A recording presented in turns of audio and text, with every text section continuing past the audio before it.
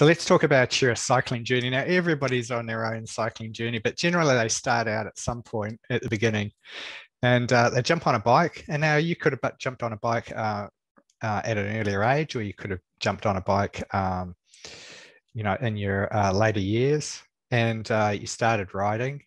Okay, this is a really bad picture of a bike.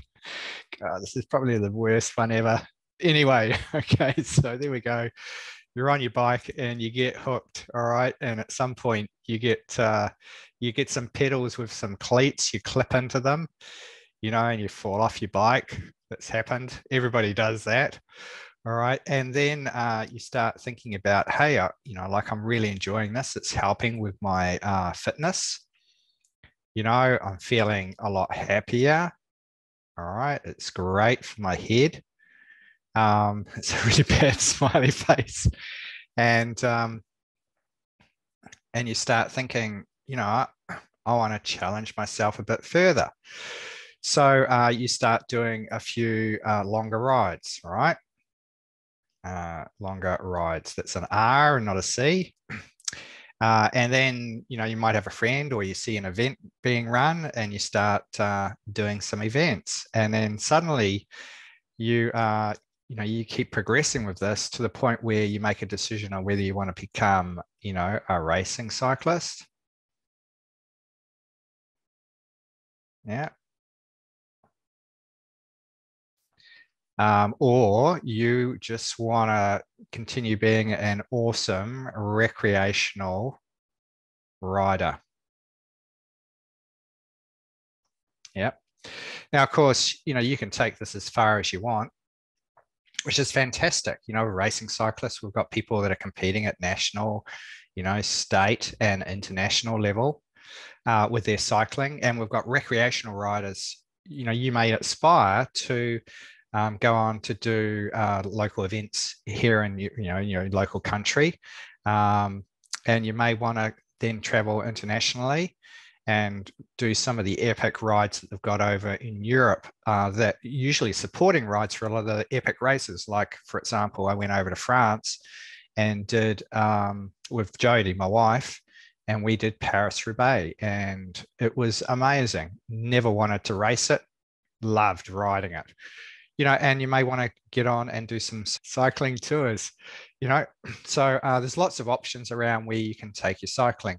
So somewhere along this journey, you're going to run into a problem, and that is around your performance. In that, you want to go on and do these amazing things with your riding here, but your performance is not matching the outcome that you want. And there could be a lot of reasons for that. We'll cover that later on. All right. So let's talk about how we start solving those problems around performance. And I've got this little diagram here. Hope you can see it. And then we're going to be talking about this and this. So let's talk about the first issues. Now, a lot of people think that they get performance from speed. All right. S-P-E-E-D. There's a lot of information out there, a lot of scientific research, and don't get me wrong, scientific research is fantastic, and it says that if you do speed work or hit sessions and stuff, you get fast, and we know that when we throw speed work at cyclists, the performance lifts. But the problem with speed work is that it's kind of like the icing on the cake. There's a whole lot of stuff that we need to do below the icing that's really, really important to get a good lift, because the problem with speed work is it's developed quickly and it's lost quickly, developed quickly and lost quickly. And there's a ceiling to how much speed work you can do before you burn yourself out, all right?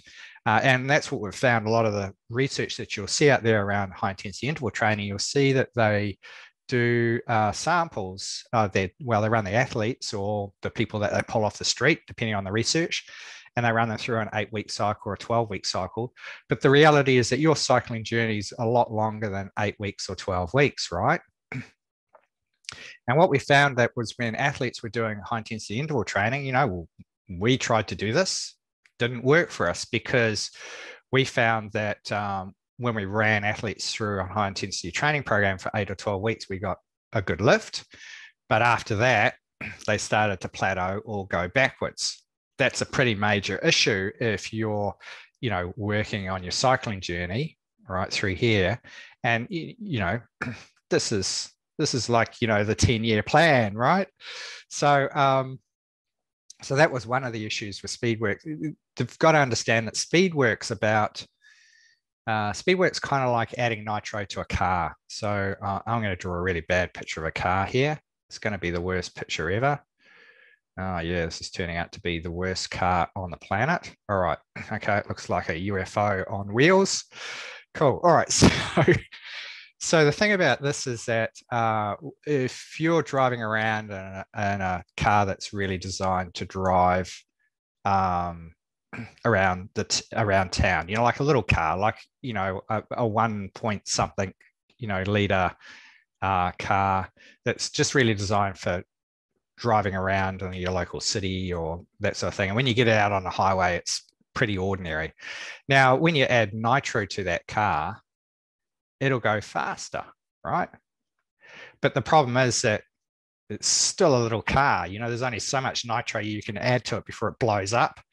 And you're still driving around in a little car. Now, what we've found is that there's a whole lot of other stuff below this that we can do to your cycling performance to build a bigger engine. So instead of driving around a little car, you drive around in a much bigger car. So you go from like a Toyota Yaris or a Toyota Echo, and you start driving around in a Porsche. Now, a Porsche doesn't need nitro because it's a high performance car. Still the same fuel you're putting into it, but it goes stack loads faster, right? Now, you're going to make a decision on whether you want to continue to be, a Yaris or a Toyota Echo, or you want to work towards being a Ferrari. And a lot of that comes from, don't get me wrong, Speedworks is an important component of it, but the bulk of the stuff comes from this stuff down here below the icing of the cake. And this is below this line. Now, this is a representation. This triangle here is, imagine this triangle in the sea. And this is Speedwork. It's like the iceberg. All right. So just visualize that in your head. All right. So we've got this iceberg here. We've got Speedwork at the top. I've talked about what that's about. And we've got these other levels. So the first level that's really important is consistency. All right. I'll just draw CONSI.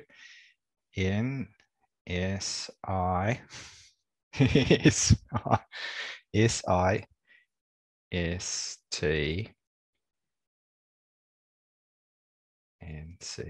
Consistency. All right. So consistency is incredibly important. Like, consistency is so important. Here's the thing. If you're not riding your bike consistently, then it doesn't matter whether you've got a super expensive bike or an amazing set of wheels or a power meter or a heart rate monitor or a Garmin computer. If you're not actually riding your bike and training, then none of that matters, right? Consistency is super important, and it's super important to build your overall cycling performance. You need to be consistent. And when we get people come onto our program, we get two types of general people. The first type of person, they're super consistent with their training. They don't have any issues around the consistency with their training. The issues that they have is that their training doesn't match their outcomes. So although they're consistent, the training that they're doing is not matching the outcome that they want, and therefore they don't get their performance. They don't get the performance results they want to meet what their overall goals are. The other athlete that comes onto our program has big issues with consistency. All right. And we've got stack loads of stuff to help you with that. Anyway, so those are the two types of people and the types of issues that they have. So consistency is the most important thing. So the next level is base. All right.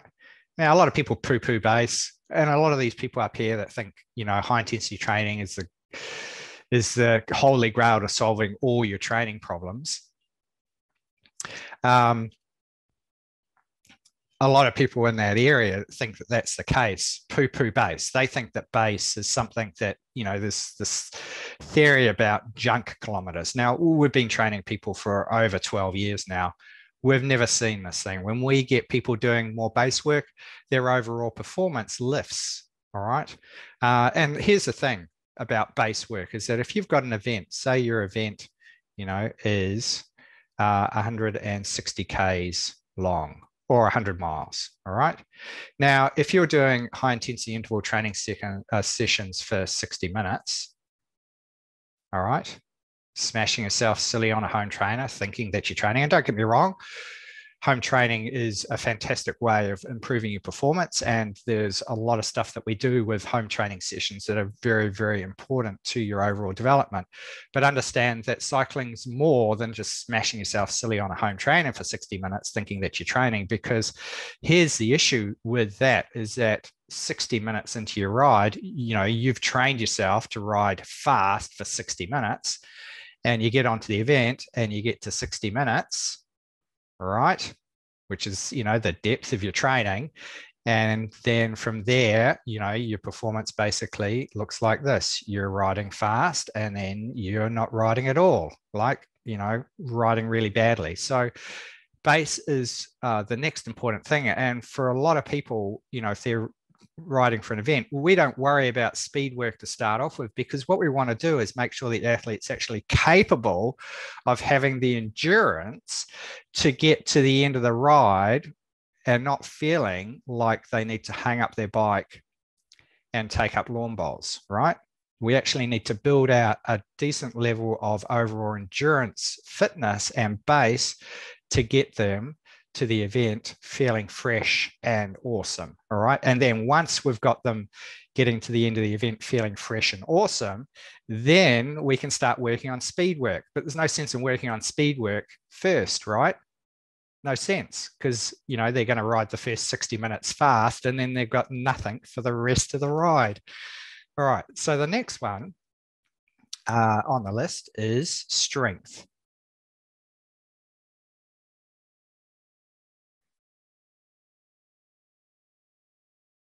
Okay. Now, strength is really important as well. And we actually combine these two together. All right. Now, both base and strength help build a bigger engine. They change you from being, a Toyota Yaris or a Toyota Echo, one of those, and not putting down those cars. They're great for what they were designed for, into, a high performance racing car, right? Or a high performance car. So strength and base are a little bit different to speed work. Speed work's developed quickly and lost quickly. All right. So if you've got consistency issues with your performance and you're doing a lot of speed work, then that's probably the issue. Now, strength work and base training, they're developed slowly and lost slowly. So they actually help with your overall consistency with your performance. And the good thing about strength training is that when you combine it with base training, you get actually a natural speed lift. It's like this is what makes your performance get really good. It's like the icing underneath. It's a cake underneath the icing, right? Now, strength work helps with base work combined together, helps you hill climb better. You need to be able to develop power at low cadences, and that's what strength work is. It helps improve your FTP. It helps you manage bunch surges and when bunches are riding fast, and it basically makes you fast. This is the reality. Like, I'm not trying to BS you here. It's like we have spent the last 12 years working with athletes, and it's like this is the area that produces the best bang for your buck. All right. And speed work's kind of like the icing on the cake. Now, don't get me wrong, speed work's really important. Now, the other level of performance that we need to work on as well is technique.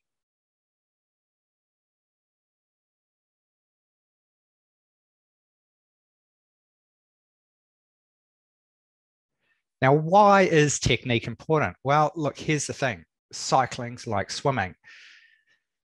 My dad, I remember watching him in a pool one day. I said to him, have you ever done swimming with a flutterboard? He says, well, I don't go anywhere. Like my kick doesn't actually propel me forward. And I said, you got to be kidding me.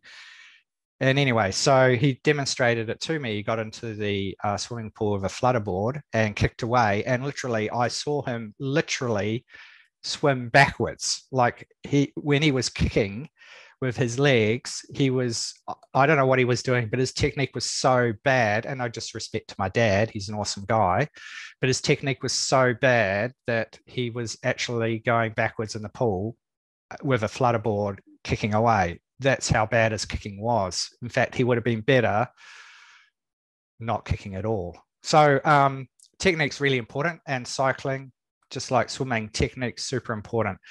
And what technique does is it helps improve your overall efficiency. What we're able to do with technique is that we're actually able to develop more power in the cycling stroke. So if you imagine these are your cycling strokes, you know, and you power down through here and then through here.